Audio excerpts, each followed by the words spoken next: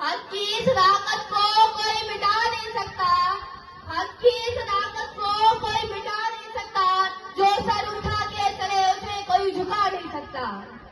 Respected audience, teachers and dear fellows, Assalamu alaikum. Myself, Misbah Sahar from class 9. Today, I'm proud to be a Pakistani and let's try to learn new things and become a good student and a responsible citizen.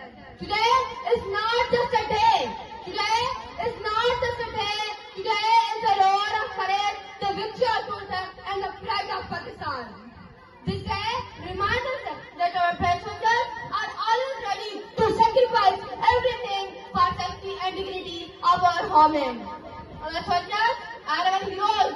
Today, every heartbeat says that we are proud of our Pakistan Air Forces. We are proud of our Pakistan Air Forces. They leave their homes, families, comfort, living their lives just for the sake of Pakistan. We salute every soldier, every martyr, and every mother who gave herself for Pakistan. May Allah protect our brave army and make Pakistan stronger and more successful. Pakistan is our heartbeat. Thank you so much. Pakistan, Zindabad, Pak Army, Paidabad.